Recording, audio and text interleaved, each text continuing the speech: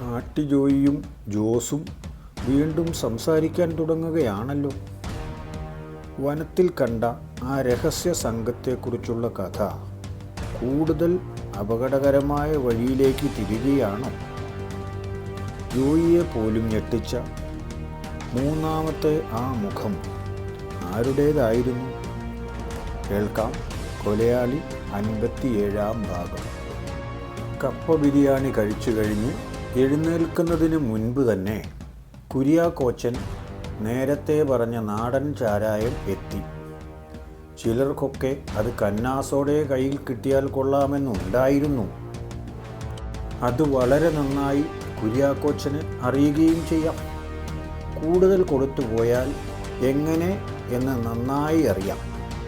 അതുകൊണ്ട് അധികമൊന്നും ആർക്കും കൊടുത്തില്ല. ഓരോരുത്തർക്കും കൂടുതൽ കൊടുത്താൽ പിന്നെ ചിലരൊക്കെ നിലത്ത് ഇഴയാൻ തുടങ്ങും. മറ്റു ചിലർ പരസ്പരം അടിയോ തെറിയോ ഉണ്ടാക്കുകയും ചെയ്യും. അതങ്ങ് ചെന്ന് കഴിയുമ്പോൾ പിന്നെ ഓരോരുത്തർക്കും ഓരോ സ്വഭാവമാണല്ലോ ഉണ്ടാവുക. ചിലർക്കെങ്കിലും അവർ പറയുന്നത് മാത്രമായിരിക്കും ലോകത്തിലുള്ള ഒരേ ഒരു സത്യം.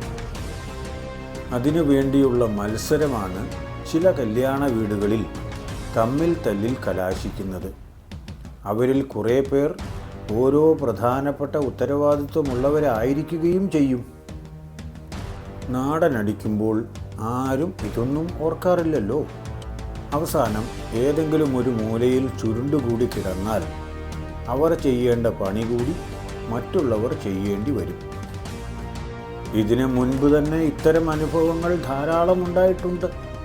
അതുകൊണ്ടാണ് കുര്യാക്കോച്ചൻ കർശനമായി 2 ഗ്ലാസ് എന്ന് തീർച്ചപ്പെടുത്തിയതുപോലും. അല്പം അവശനാണെങ്കിൽ അത് തന്നെ എവിടെയെങ്കിലും വീണ് കിടക്കാൻ മാത്രമുള്ളതുണ്ട്. ശരീരത്തിൻ്റെ അവശതയൊന്നും കുടിക്കുന്നവന് തോന്നില്ലല്ലോ. ഇതിലും കൂടുതലടിച്ചാലും ഞാൻ വടി പോലെ നിൽക്കും എന്നൊക്കെ ആയിരിക്കും വീമ്പു പറച്ചിൽ. ചിലപ്പോൾ നല്ല പ്രായത്തിൽ അവൻ പറയും പോലെ അടിച്ചിട്ടുമുണ്ടാകും. അതുകൊണ്ട് ആ വിതരണവും ആളും തരവും നോക്കിയായിരുന്നു. ജോയിക്ക് 2 ഗ്ലാസ് വേണമെന്ന് ശരിക്കും ആഗ്രഹമുണ്ടായിരുന്നു. എന്നാലും ഒന്നേ കൊടുത്തുള്ളൂ. അതിന് പ്രധാനമായ ഒരു കാരണവുമുണ്ട്. എന്തെങ്കിലും സാധനങ്ങൾ അത്യാവശ്യമായി കുറവ് വന്നാൽ പോയി വാങ്ങേണ്ടത് ജോയിയാണ്. അടിച്ചു കോൺ തെറ്റിയാൽ അതിന് വേറെ ആളെ നോക്കേണ്ടി വരും. ആ കാര്യം ഏറ്റിരിക്കുന്നതും അവൻ തന്നെയാണ്. അപ്പോൾ പിന്നെ അവന് ഒരു മിനിമം മതി. അതാണ് നല്ലത്. ജോസ് 1 ഗ്ലാസ് മതിയെന്ന് പറഞ്ഞു. കാരണം എന്നതാ? ജോസിന് ജോയിയിൽ നിന്ന് ബാക്കി കഥ കേൾക്കണമല്ലോ. മദ്യസേവയും കൂടി കഴിഞ്ഞ് ജോസ് മാത്യു പിന്നെയും ജോയിയുടെ അടുത്ത് കൂടി. തൽക്കാലം ഇപ്പോൾ എങ്ങോട്ടും പോകേണ്ട കാര്യമില്ലാത്തതുകൊണ്ട് ബാക്കി കഥ എങ്ങനെയെങ്കിലും അയാളെ കൊണ്ട് പറയിപ്പിക്കാനാണ് ജോസിൻ്റെ പരിശ്രമം. അവർ തമ്മിൽ സംസാരിച്ചു തുടങ്ങുന്നതിന് മുൻപ് തന്നെ കുര്യാക്കോച്ചൻ ജോസിനെ വിളിച്ചു ചോദിച്ചു. എടാ ജോസേ, മത്തച്ഛൻ്റെ മോനെ, നിനക്ക് കിടക്കുകയൊന്നും വേണ്ടേടാ. കുറച്ചുകൂടി കഴിഞ്ഞു മതി അപ്പാപ്പ. എനിക്ക് തിരക്കുണ്ടായിട്ടല്ല, ഞാൻ പറഞ്ഞില്ലെന്ന് നീ പറയാൻ പാടില്ല. അതിന് ജോസ് നീട്ടിയൊന്ന് മൂളിയതേയുള്ളൂ. കുര്യാക്കോച്ചനോട് വർത്തമാനവും പറഞ്ഞ് തിരിഞ്ഞു നോക്കിയപ്പോൾ ജോയിയെ അവിടെ കാണാനില്ല. ഇവനിതെവിടെ പോയി? അതും ഈ പറഞ്ഞ നേരം കൊണ്ട്. അവിടെ എവിടെയെങ്കിലും കാണുമെന്നുറപ്പുണ്ടായിരുന്നതുകൊണ്ട് പിന്നെയും പാചകപ്പുരയുടെ അടുത്തേക്ക് തന്നെ ചെന്നു. അവിടെയാണ് ചരമിക്കൽ നടക്കുന്നത്. കല്യാണത്തിന് വേണ്ട സാധനങ്ങളെല്ലാം ഒരുക്കുന്നത് അവരുടെ വീട്ടിൽ വെച്ച് തന്നെയാണ്. അല്ലാതെ കാറ്ററിംഗ് കമ്പനിക്കാർ ഭക്ഷണവുമായി വരുന്നില്ല. നാട്ടുകാരും ആളുകളുമെല്ലാം ഇഷ്ടം പോലെയുണ്ട് കുര്യാക്കോച്ചന്. ഇത്തരം കാര്യങ്ങളിൽ സഹായിക്കാൻ അവർ എല്ലാവരും എത്തിയിട്ടുമുണ്ട്. എല്ലാവരും ഒരുമിച്ചൊരു പിടി അങ്ങ് പിടിക്കും. അത്രയും ആളുകൾ സഹായിക്കാനുള്ളപ്പോൾ പിന്നെ കാറ്ററിംഗുകാരുടെ സേവനം ആവശ്യമില്ലെന്ന് അയാൾക്ക് തോന്നി കാണണം. സ്വന്തം വീട്ടിൽ ഭക്ഷണം ഉണ്ടാക്കുന്ന അത്രയും തൃപ്തി വല്ലയിടത്തും ഉണ്ടാക്കിയാൽ കിട്ടുമോ? അതിന് മുൻപത്തെ കല്യാണത്തിനും അങ്ങനെ തന്നെ ആയിരുന്നു. കാര്യമായി അത്തരം കാര്യങ്ങൾക്ക് കുര്യാക്കോച്ചനും എല്ലാവരെയും സഹായിക്കാറുള്ളതാണ്. അയാൾക്കതിനൊരു പ്രത്യേക താല്പര്യവുമുണ്ട്. സ്വന്തം മേൽനോട്ടത്തിലുണ്ടാക്കുന്ന ഭക്ഷണം വിളിച്ചു വരുന്നവർക്ക് വിളമ്പുന്നത് ഒരഭിമാനമാണ്.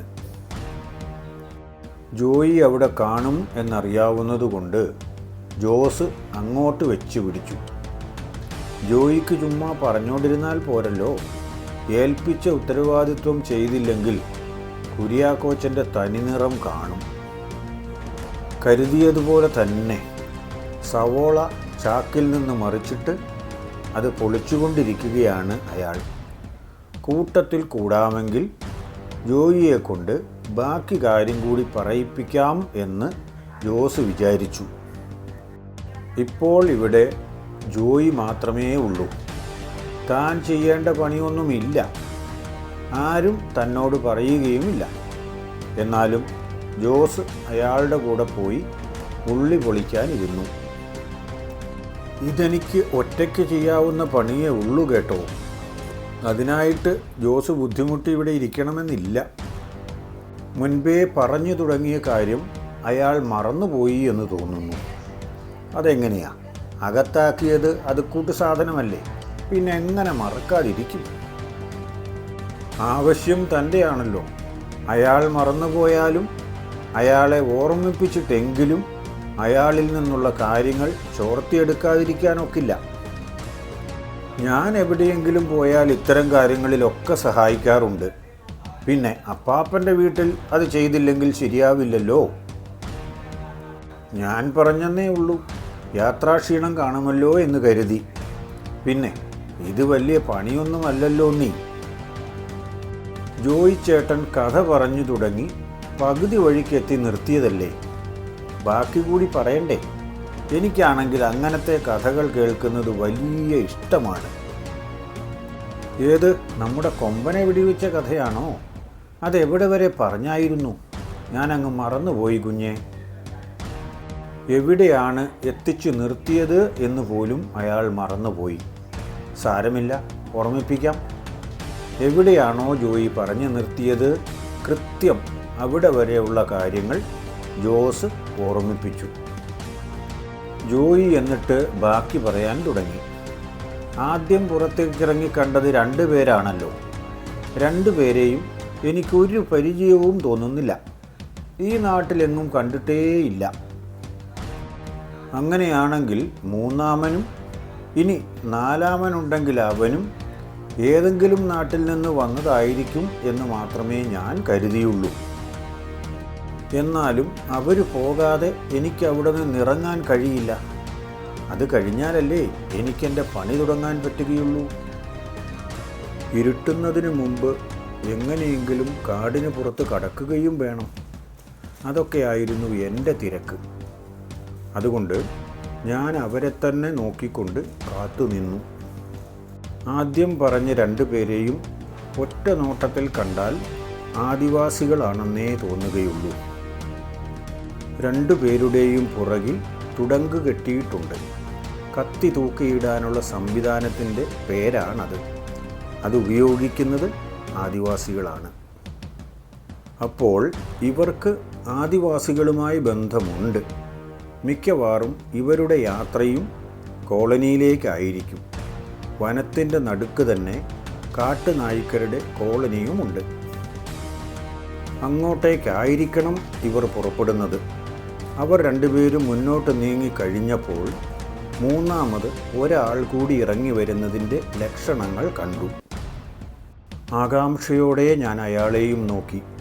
പുറം തിരിഞ്ഞാണ് അയാൾ ഇറങ്ങിയത്. അതുകൊണ്ട് എനിക്ക് ആദ്യം അയാളുടെ പിൻഭാഗമേ കാണാൻ കഴിയുമായിരുന്നുള്ളൂ. അതുകൊണ്ട് അയാളെയും അറിയുമോ എന്ന് കൃത്യമായി പറയാൻ കഴിയില്ല. മുഖം കാണാൻ എനിക്ക് അവിടെ നിന്ന് മാറി നോക്കാൻ പറ്റില്ലല്ലോ. എന്താണെങ്കിലും അതിൻ്റെ പിന്നാലെയും ആരെങ്കിലും കൂടി ഉണ്ടോ എന്നതായിരുന്നു എൻ്റെ ശ്രദ്ധ മുഴുവൻ. അതുകൊണ്ട് അങ്ങോട്ട് തന്നെ ശ്രദ്ധിച്ചിരിക്കുമ്പോൾ അയാൾ എന്തോ ആവശ്യത്തിന് പിന്നെയും കല്ലിൻ്റെ പിന്നിലേക്ക് പോയി. എന്നിട്ട് ഇറങ്ങി വന്നപ്പോൾ ആ മുഖം ഞാൻ കണ്ടു. എൻ്റെ ജോസേ, ശരിക്കും ഞാൻ അന്ധാളിച്ചു പോയി. അതുവരെ കണ്ട 2 മുഖങ്ങളും എനിക്കൊരു പരിചയവുമില്ലാത്തവർ ആയിരുന്നല്ലോ. എന്നാൽ മൂന്നാമത്തേത് അങ്ങനെ ആയിരുന്നില്ല. ഞാൻ നന്നായി അറിയുന്ന ഒരാൾ, അതും ഒരിക്കലും ആ വനത്തിൽ അതേ അവസ്ഥയിൽ പ്രതീക്ഷിക്കാത്ത ഒരാളാന്നേ. ഇയാൾ ഇതൊരുമാതിരി സസ്പെൻസിൽ കൊണ്ടുപോയി നിർത്താൻ വേണ്ടി ആയിരിക്കുമോ ഇങ്ങനെ പറഞ്ഞുകൊണ്ടുപോകുന്നത്?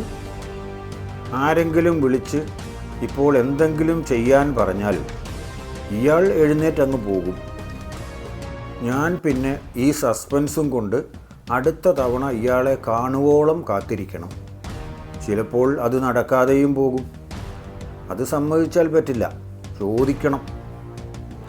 അതാരായിരുന്നു ജോയിച്ചേട്ടനെ അത്രയും അതിശയിപ്പിക്കാൻ മാത്രം? നന്നായി അറിയുന്ന ആളാണോന്നോ ഈ ജോയി അറിയാത്ത ആരെങ്കിലും ഉണ്ടോ പടിഞ്ഞാറത്തറ ഭാഗത്ത്? എന്നാലും ഇവനെ അവിടെ കാണുമെന്ന് ഞാൻ വിചാരിച്ചില്ല. ആരായിരുന്നു എന്നറിയണോ ജോസിന്?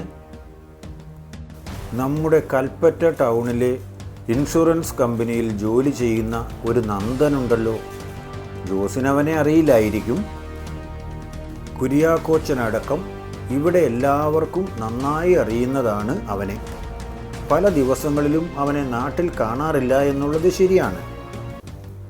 അത് മിക്കവാറും ഇങ്ങനെ വനത്തിൽ പോകുന്നതായിരിക്കണം. നന്ദൻ്റെ കയ്യിലും തോക്കുണ്ടായിരുന്നു. അവൻ്റെ പിന്നിലും തുടങ്കിൽ കൊറക്കത്തി കിടക്കുന്നു ഉണ്ടായിരുന്നു. അതെന്താണപ്പാ ഈ കൊറക്കത്തി? അതിനെപ്പറ്റി ഇനിയും ചോദിക്കണമല്ലോ. അവസരം കിട്ടിയാൽ അതുകൂടി ചോദിക്കാം. ഇല്ലെങ്കിൽ നാളെ പോകുന്നതിന് മുൻപ് എപ്പോഴെങ്കിലും അതിനെപ്പറ്റി കൂടി ഒരു ഉറപ്പ് കിട്ടണം. താൻ പ്രതീക്ഷിച്ചതുപോലെ തന്നെയാണ് കാര്യങ്ങൾ മുന്നോട്ട് നീങ്ങുന്നത്. ബാക്കി 2 പേരും ആരായിരിക്കാം? രമേശനും നിഷാദും ആയിരിക്കുമോ? അങ്ങനെ വരാൻ സാധ്യതയില്ല. പിന്നെ ആരായിരിക്കും? വനത്തിനുള്ളിലെ രഹസ്യം ഇനി കൂടുതൽ കുരുങ്ങുകയാണല്ലോ. നന്ദൻ്റെ പിന്നിൽ എന്തോ ഒന്ന് ഒളിഞ്ഞിരിപ്പുണ്ടല്ലോ. അടുത്ത ഭാഗത്തിൽ അതിൻ്റെ സൂചനകൾ കൂടുതൽ വ്യക്തമാകും. അടുത്ത ഭാഗം നഷ്ടപ്പെടാതിരിക്കാൻ ചാനൽ സബ്സ്ക്രൈബ് ചെയ്യുകയും വീഡിയോ ലൈക്ക് ചെയ്യുകയും ചെയ്യാൻ മറക്കല്ലേ. മറ്റന്നാൾ അടുത്ത ഭാഗവുമായി ഇതേ സമയം വരുന്നതുവരെ എല്ലാവർക്കും നന്മയുണ്ടാകട്ടെ. എല്ലാവർക്കും വേണ്ടി പ്രാർത്ഥിക്കുകയും ചെയ്യുന്നു.